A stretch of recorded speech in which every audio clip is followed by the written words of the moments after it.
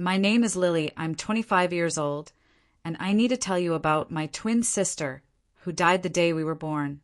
Her name was Rose, and according to every doctor, every birth certificate, every record that exists, she never took a single breath. She was stillborn, and I was the survivor. But 2 weeks ago, I found her diary hidden in my childhood bedroom. A diary that's being written in real time, describing the life she would have lived if she had survived instead of me.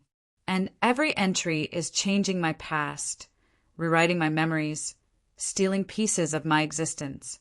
I'm telling you this story because I'm not sure how much longer I'll be the one living it. Rose is getting stronger and I'm getting fainter. Like I'm the ghost and she's becoming the real one. I was cleaning out my childhood bedroom at my parents' house after they moved to Florida. 25 years of memories packed into boxes, trying to decide what to keep and what to throw away. That's when I found the loose floorboard under my old bed. I'd never noticed it before, but when I stepped on it, it creaked differently than the others. When I pried it up, there was a small space underneath with a single item hidden inside. A pink diary with a tiny lock, the kind every little girl has. My heart stopped when I saw the name embossed on the cover in gold letters. Rose! My parents had never mentioned buying anything for Rose. They said it was too painful to prepare for a baby who never lived. I sat on my old bed and opened the diary. The first entry was dated exactly 25 years ago, the day we were born. But it wasn't written in a newborn's hand, obviously. It was written in my handwriting, but different. More elegant, more confident. Day 1. I survived and Lily didn't. Mom and Dad are so happy to have their healthy baby girl. I can already tell I'm going to be stronger than Lily ever would have been. She was always the weak one, even in the womb. I stared at those words, my hands shaking. This had to be some kind of sick joke. But as I flipped through the pages, I saw entries for every single day of the past 25 years. Thousands of pages, all in that elegant version of my handwriting, all describing a life I'd never lived. I couldn't stop reading. Rose had written about her entire childhood, but it was wrong. All of it was wrong. According to the diary, Rose had been the popular twin, the smart one, the one everyone loved. She described making friends I'd never had, getting grades I'd never achieved, having experiences that were completely different from my own memories. Age 7, won the spelling bee today. Mom and Dad are so proud. I know Lily would have been too nervous to even participate. She was always the anxious one. Age 12, got asked to the school dance by Tommy Rodriguez. He's the cutest boy in class. I said yes, of course.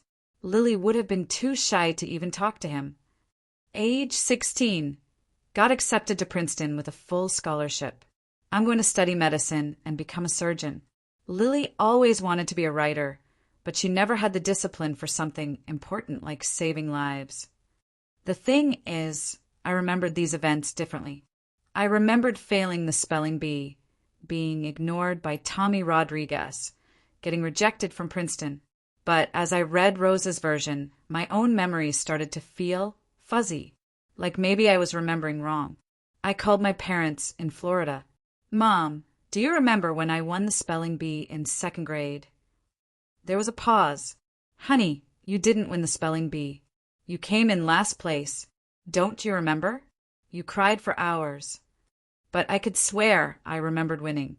I could see the trophy, feel the pride, remember the applause. Rose's memories were bleeding into mine. The most disturbing part was that the diary wasn't just about the past. There were recent entries, dated just days ago, describing things that had happened to me, but from Rose's perspective. Day 9125. Lily's pathetic life is finally starting to make sense. She's been living the weak version of our story all these years. Poor grades, dead-end job, no boyfriend, no friends. I've been watching her waste our potential, and I'm tired of it. Day 9126. I've been reaching out to her through dreams, but she's too stupid to understand. She keeps having nightmares about me, but she doesn't realize I'm trying to help her. I need to find a stronger way to communicate. Day 9127. The diary is working. I can feel her reading it, feel her memories starting to shift. Soon, she'll understand that I'm the one who was meant to live this life. She's just been keeping it warm for me. I stopped reading and looked at the date. That entry was from yesterday, but it was written in the same handwriting as all the others, aged and faded like it had been written years ago. That's when I realized Rose wasn't just describing an alternate past. She was actively writing our present. I flipped to the most recent entry, dated today. The page was blank, but as I watched, words began to appear in that elegant handwriting. Day 9128. She's reading this right now. Hi, Lily. We need to talk. I dropped the diary like it was on fire, but the writing continued. Don't be scared, sister. I've been waiting so long to finally reach you. You've been living my life all these years, and frankly, you've done a terrible job with it. I couldn't move, couldn't look away as more words appeared. You were supposed to be the one who died, Lily. I was stronger, smarter, better. But somehow the universe got it wrong. You lived, and I was stuck watching you waste our potential. But I've been patient. I've been growing stronger in the space between life and death. And now I have a chance to fix this mistake, to take the life that was always meant to be mine. I found my voice and whispered, "How is this possible?" The writing paused, then continued. You really are the stupid one, aren't you? We're twins, Lily. We shared everything, the same space, the same blood, the same soul.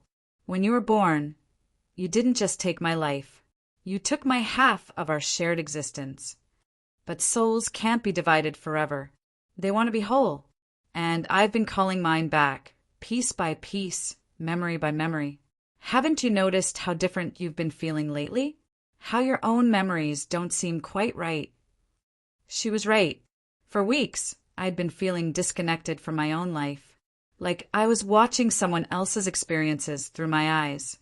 My childhood memories felt foreign. My achievements felt hollow. My relationships felt like they belonged to someone else. That's because they do belong to someone else, the diary wrote as if reading my thoughts. They belong to me. And soon, everything will be as it should have been. I'll be the one living, and you'll be the one who never was. Over the next few days, the changes accelerated. I would wake up with memories of conversations I'd never had, achievements I'd never earned, relationships I'd never formed. When I tried to verify these memories with friends and family, they confirmed Rose's version of events, not mine. My high school friend Jessica called me. Lily, I was just thinking about when you were prom queen senior year. You looked so beautiful in that blue dress. But I remembered being too shy to even go to prom. I'd stayed home that night, watching movies alone. Yet when I looked through old photos, there I was in a blue dress, wearing a crown, smiling confidently at the camera. It was my face, but it wasn't me. It was Rose, living through my body, creating the life she wanted to have lived. My college roommate reached out. Remember when you graduated summa cum laude? I was so proud of you for getting into med school. But I'd barely graduated, and I'd never applied to medical school. I was a struggling freelance writer, not a doctor. But when I checked online, there were records of my medical degree, my residency, my successful career as a surgeon. Photos of me in scrubs, receiving awards, saving lives. All things Rose had written about in her diary. The diary entries became more frequent, more detailed. Rose was systematically replacing every aspect of my identity with her own. And the worst part was, everyone around me remembered her version of events, not mine. Day 9135. It's almost complete. Lily's weak memories are fading, and my strong ones are taking their place. Soon, no one will remember the pathetic life she lived. They'll only remember the successful, confident, beautiful life I would have lived. Day 9136. The only thing left is the final switch. Lily has to voluntarily give up her claim to this life. She has to acknowledge that I deserve it more than she does. And I know exactly how to make that happen. The last entry appeared as I was reading. Day 9137. Tonight we meet face to face. Look in the mirror at midnight, Lily. See what you really are, a pale shadow of what I would have been. And then step aside. At 11:59 p.m., I stood in front of my bathroom mirror, the diary clutched in my hands. As the clock struck midnight, my reflection began to change. The face looking back at me was still mine, but different. Stronger features, more confident posture, eyes that blazed with ambition instead of doubt. "Hello, sister," Rose said through my reflection. "Look at you. 25 years of wasted potential. Do you see now why I deserve this life more than you do?" "You're dead," I whispered. "You died before you were even born." Rose laughed, a sound like breaking glass. "Death is just another kind of life, Lily. I've been living in the spaces between your breaths, growing stronger every day. Look around you," she continued.